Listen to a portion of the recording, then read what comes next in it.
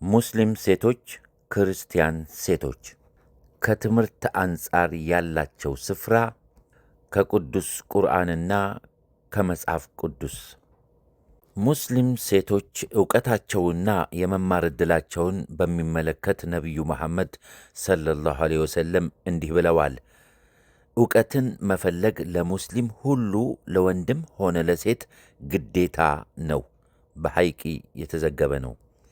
ለሙስሊሙ ዕውቀት መንፈሳዊና ዓለማዊ ተብሎ የተከፈለ ሳይሆን ከነቢዩ ሰለላሁ ዐለይሂ ወሰለም አባባል በመነሳትም መረዳት የሚቻለው ሙስሊም ወንዶችንና ሴቶችንም የሚመለከት መሆኑን ነው። ጌታ አምላካችን አላህ ሱብሓነሁ ወተዓላ እንዲህ ይላል ከቁርአን፣ አላህን ከባሮቹ ውስጥ የሚፈሩት አዋቂዎቹ ብቻ ናቸው። ፋጢር 35:28። ይህ አንቀጽ እንደሚያስረዳን አላህን ለመፍራት ዕውቀት ጠቃሚ እንደሆነ ነው። ይህንንም ሲል ሴቶችን ወይም ወንዶችን ለይቶ አይደለም። መጽሐፍ ቅዱስ ሴቶች መማር ቢፈልጉ እንዴት እንደሆነ እንመልከት።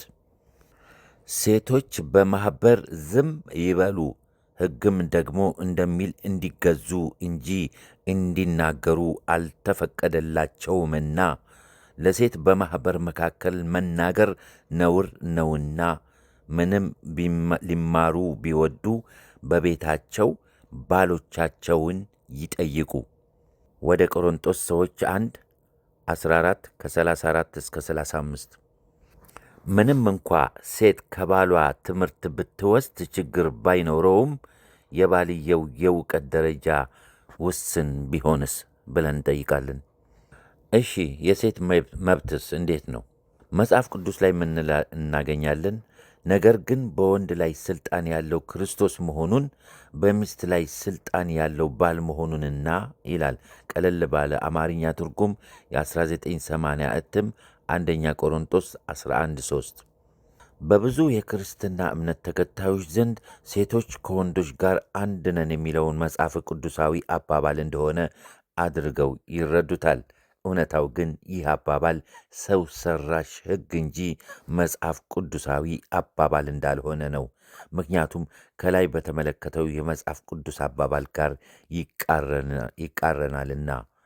ሌላው ደግሞ ብዙውን ጊዜ ሙስሊም ሴቶችን ኢስላም እንዲሸፈኑ ያስገድዳል የሚባል አባባል አለ። አዎ እርግጥ ነው። አሁንም ቢሆን አላህ ሱብሓነሁ ወተዓላ እንዲሸፈኑ አዟል። ለብሰው ሳሉ ያልለበሱ መምሰልን ኢስላም ይቃወማል። ምክንያቱም ሙስሊም ሴቶች ከአላህ የወረደላቸውን ቁርአንን የመከተል ግዴታ አለባቸውና። በቅዱስ ቁርአን ይህንን ሐቅ እናገኛለን። አንተ ነቢይ ሆይ ለሚስቶችህ ለሴቶችም ልጆችህም ለምእመናንም ሚስቶችም ከመከናነቢያቸው በላያቸው ላይ እንዲለቁ ንገራቸው። ይህ እንዳይታወቁና በባለጌዎች እንዳይደፈሩ ለመሆን በጣም የቀረበ ነው። አላህም መሐሪ አዛኝ ነው። አልአሕዛብ 33:59። ለማንም ግልጽ እንደሆነው አንድ ሴት ራሷን ጠብቃ ተሸፍና ስትሄድ በሰውና በማኅበረሰቡ ዘንድ ይህ ነው የማይባል ክብር ታገኛለች። እርቃኗን ሆና ወይም ለብሳ ግን የለበሰችው አለባበስ ተቃራኒ ጾታን ሊስብ የሚችል አይነት አለባበስ ለብሳ ብትንቀሳቀስ ዓላማዋ ወይም ፍላጎታ ጠይቁን እንመልሳለን እንደሆነ ለማንም ግልጽ ነው። የመደፈር ዕድሏም ራሷን ጠብቃ ከምትሄደው ይልቅ የሰፋ ነው። ይህንን አስመልክቶ ወደ መጽሐፍ ቅዱስ መለስ ስንል ይህን እናገኛለን። ሴት የወንድ ልብስ አትልበስ፣ ወንድም የሴት ልብስ አይልበስ። ይህን የሚያደርግ በአምላክህ በእግዚአብሔር ዘንድ የተጠላ ነውና።